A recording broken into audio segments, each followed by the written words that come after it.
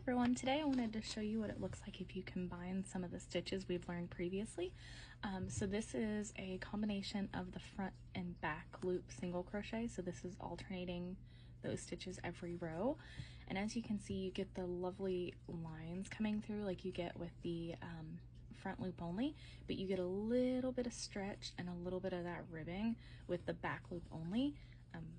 I think this is a really neat piece. I've used it to, or a really neat combination. I've used this making scarves before, and I think they are really nice and thick and warm, but gives you something a little bit more visual to look at versus just the what looks like the plain single crochet stitch.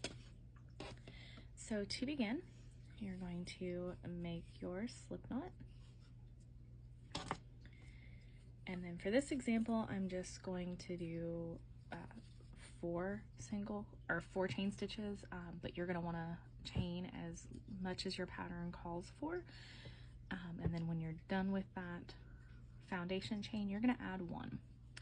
So this part right here is going to be exactly like it is when you're starting to do just a plain single crochet.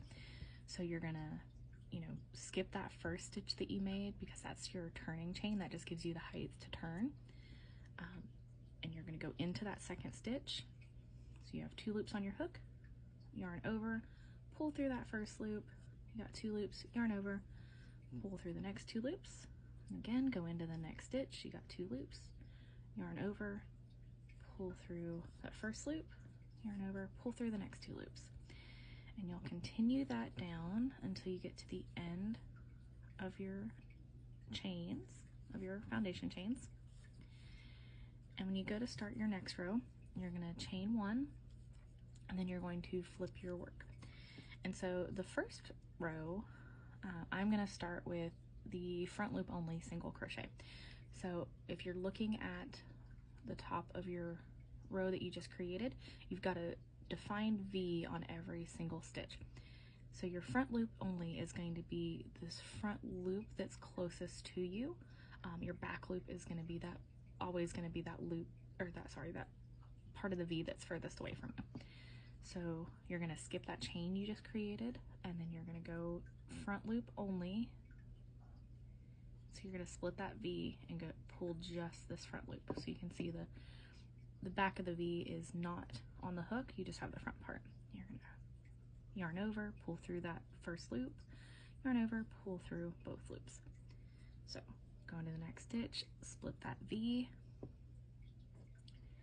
yarn over, pull through that first loop, yarn over, pull through the next 2 loops, go into your next stitch,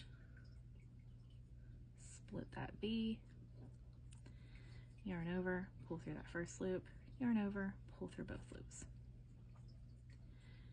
Next stitch, split that V, grab that front loop, yarn over, pull through, yarn over, pull through both. So then to begin your next stitch, you're going to chain, or next row, you're going to chain, flip your work again, and this time you're going to do back loop only. So again, the back loop is the loop that's furthest away from you. So you're going to skip that chain you just created and stick your hook into that second stitch, grabbing just the back loop so you can see that front loop is not on your hook. You're going to yarn over, pull through, yarn over, pull through both loops. So go into your next stitch, split that V, pick up just that back stitch or back loop, yarn over, pull through 1 loop, yarn over, pull through 2 loops. Split that V, grab just that back part, yarn over, pull through the first loop, yarn over, pull through last 2 loops. Next stitch, split that V, yarn over, pull through that first loop, yarn over, pull through both loops. So you can see, and it's a little bit harder to see with this smaller pattern, but you can see you're starting to get that line and then that ridge right behind it. So this line is caused by stitching in your back loops, and it's pushing that front loop forward. Then when you go to do your next row, you're going to chain 1, flip your work again, and you're going to go back to doing the front row. So again, front row is the loop that's closest to you, so you're going to stick your hook in there, split that V and grab just that front loop, like that. Yarn over, go through your first loop, yarn over, go through your last 2 loops, go into your next stitch, grab just that front loop, yarn over, pull through 1 loop, yarn over, pull through 2 loops, next stitch, yarn over, grab just that front loop, pull through, yarn over, pull through both loops.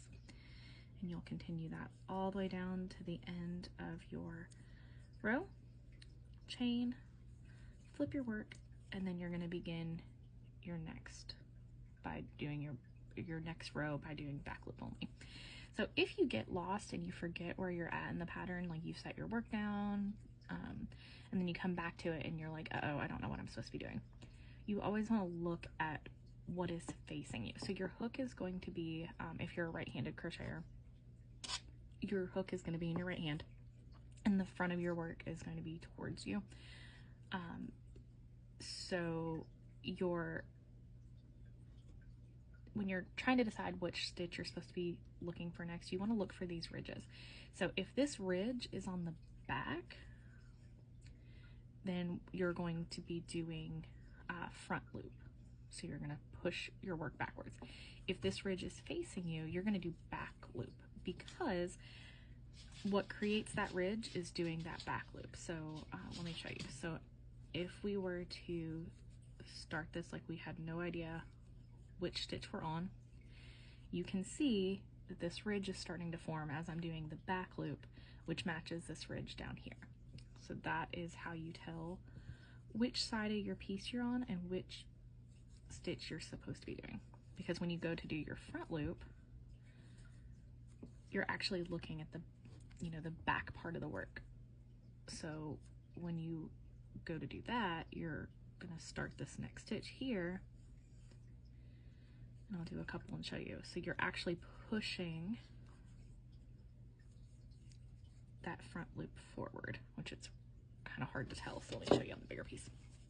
So those 2 lines that are really close together right here are caused by the alternating the 2 stitches. So you're getting this nice ridge here when you're doing your back loop and you're pushing that front loop forward, and this smaller stitch here is caused when you're doing your front loop crochet, and it's also pushing forward because you're working with this side of the piece towards you. So that is how you can tell where you're at if you lay your piece down and you get confused. I am famous for doing that and then not remembering what I'm supposed to be doing. So I hope that helps, and if you have any questions, please let me know, and let me know what stitch you would like to learn next.